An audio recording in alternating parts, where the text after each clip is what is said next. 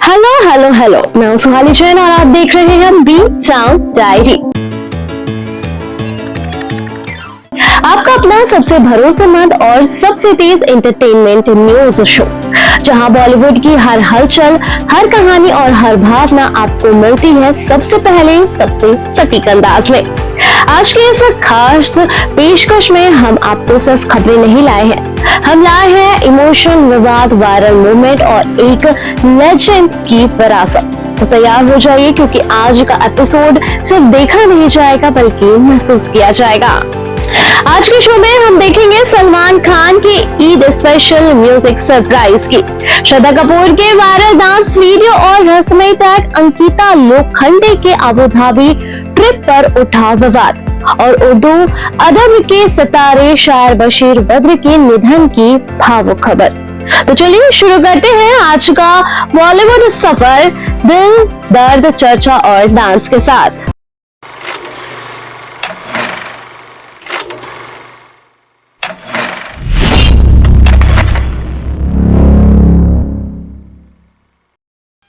ईद एक ऐसा मौका है जो सलमान खान के बिना अधूरा सा लगता है। इस बार भी सलमान भाई ने अपने फैंस को एक ऐसा तोहफा दिया है जिसने दिल भी छुआ है और सोचने पर भी मजबूर किया है। सलमान खान ने अपनी अपकमिंग फिल्म मातृभूमि का एक नया गाना मैं हूं रिलीज कर दिया है, और रिलीज के साथ ही सोशल मीडिया पर मानो तूफान आ गया हो। यह कोई आम बॉलीवुड सॉन्ग नहीं है, यह एक ऐसी कहानी है जो प्यार से शुरू होती है लेकिन कर्तव्य पर जाकर खत्म होती है। ब्लैक एंड व्हाइट में शूट किया गया यह वीडियो हर फ्रेम में एक अनकहा दर्द लिए हुए है। सलमान खान एक ऐसे किरदार में नजर आते हैं जहां चेहरे पर मुस्कान कम और जिम्मेदारी का बोझ ज्यादा दिखाई देता है। वहीं चित्रांगदा सिंह का किरदार एक ऐसे इंतजार की कहानी कहता है जो समय के साथ टूटता भी है और मजबूत भी होता है।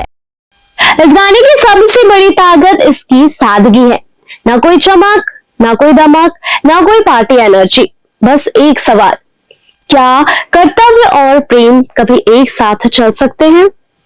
इस गाने को आवाज दी है श्रेया घोषाल, अयान लाल ने, और इनकी आवाजें इस कहानी को सिर्फ सुनाती नहीं बल्कि दिल के अंदर उतार देती है। सोशल मीडिया पर फैंस का रिएक्शन भी बेहद भावुक रहा। किसी ने लिखा ईद मुबारक भाईजान, तो किसी ने कहा ये गाना नहीं एक एहसास है।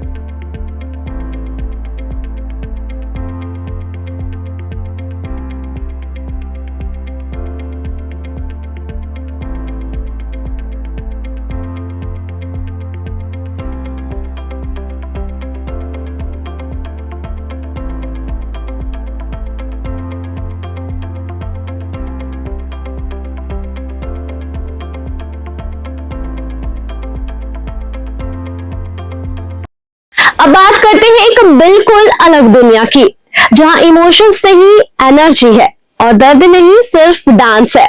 श्रद्धा कपूर एक बार फिर सोशल मीडिया की क्वीन बन चुकी है। घर के अंदर पजामा पहनकर श्रद्धा कपूर ने जो डांस किया है उसने इंटरनेट हिला दिया है। माइकल जैक्सन के आइकॉनिक ट्रैक बैड पर उनका स्टाइल किसी प्रोफेशनल परफॉर्मेंस से कम नहीं लगता।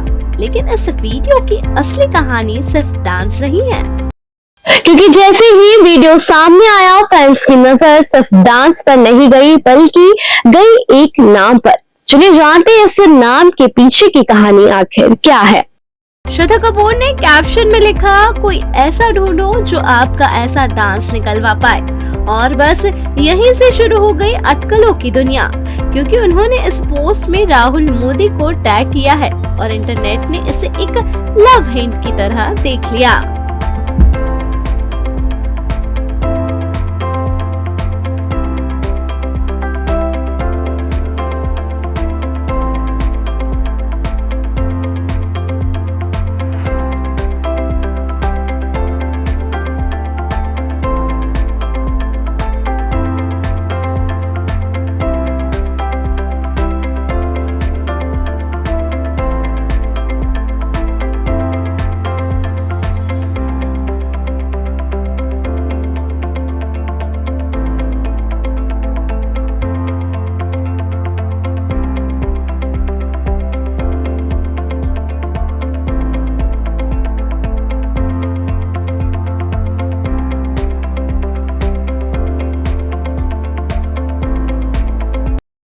अब बात एक ऐसे मुद्दे की जो सिर्फ ग्लैमर नहीं बल्कि संवेदनशीलता और सोच से जुड़ा है।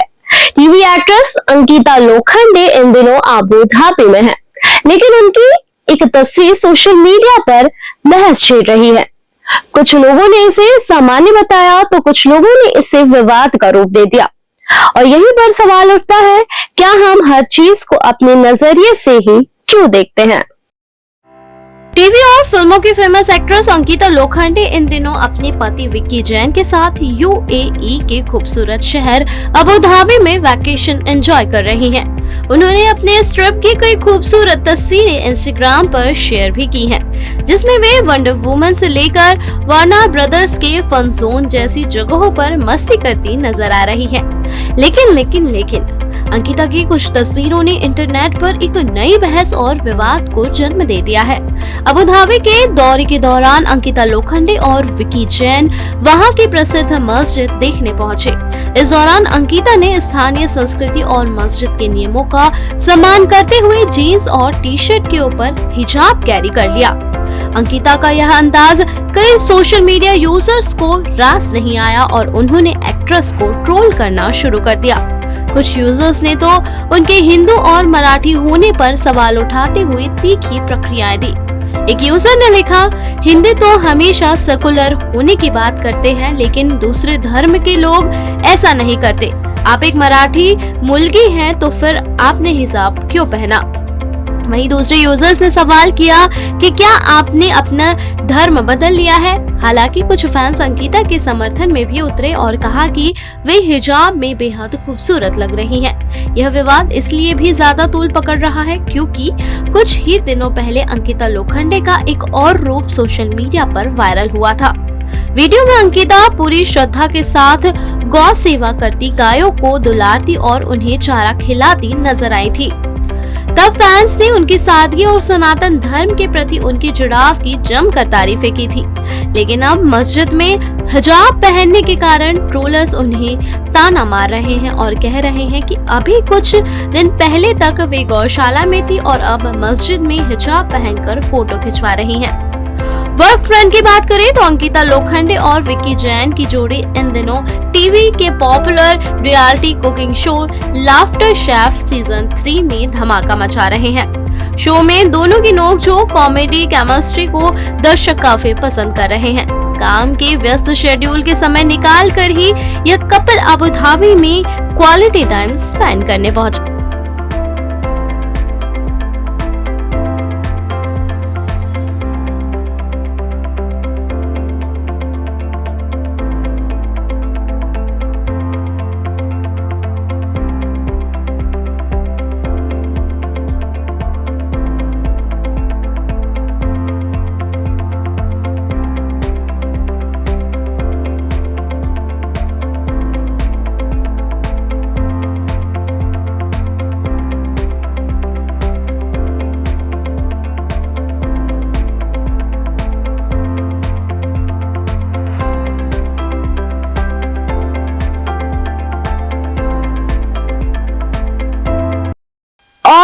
आखिरी में एक ऐसी खबर जो सिर्फ खबर नहीं बल्कि एक युग का अंत है।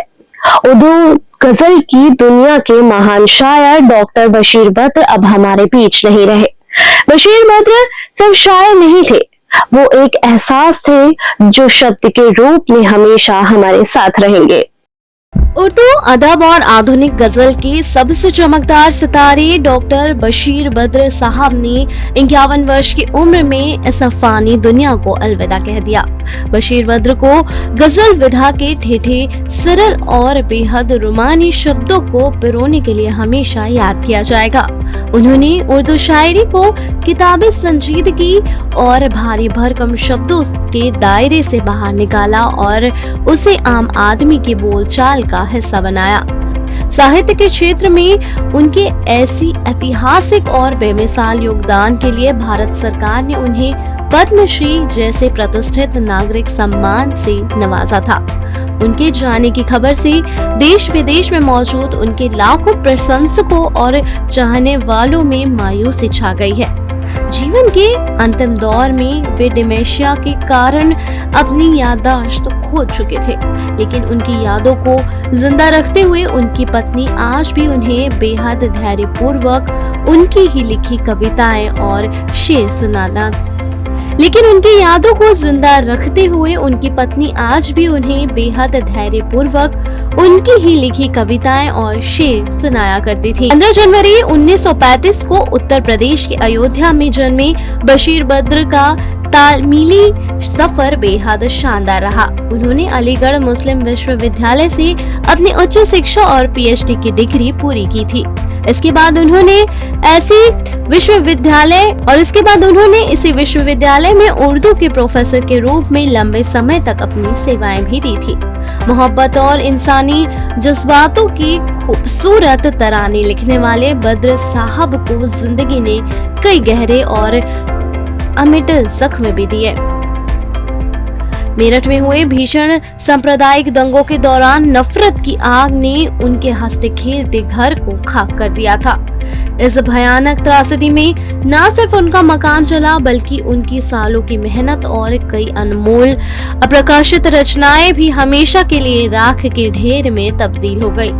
इस हादसे के गहरे दर्द और सदमे के बाद उन्होंने मेरठ छोड़ दिया और हमेशा के लिए मध्य प्रदेश की राजधानी भोपाल में आकर बस गए। बशीर बद्र की कमल में वो जादुई ताकत थी जो दो मुल्कों के बीच की कड़वाहट और फासलों को कम करने का मद्दा रखती थी। भारत पाकिस्तान के बंटवारे के दर्द और दोनों देशों के रिश्तों पर उन्होंने जो कुछ भी लिखा था वो आज इतिहास के पन्नों में दर्ज है। उनकी इस राजनीतिक और कूटनीतिक प्रासंगिकता का सबसे बड़ा उदाहरण 1972 के ऐतिहासिक शिमला समझौते के दौरान देखने को मिला था।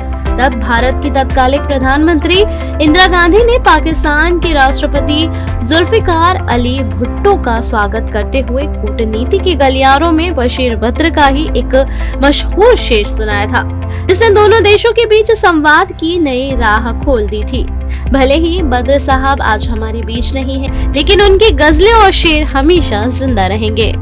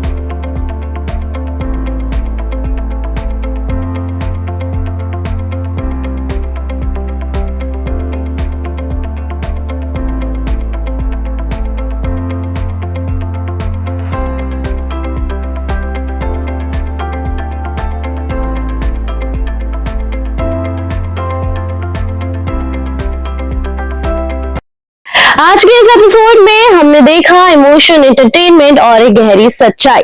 बॉलीवुड सिर्फ चमक नहीं बल्कि कहानियों का एक ऐसा आईना है जहां हर चेहरा कुछ कहता है। तो आज के लिए बस इतना ही, फिर मिलेंगे बॉलीवुड की नई चटपटी खबरों के साथ बीट साउंड डायरी में।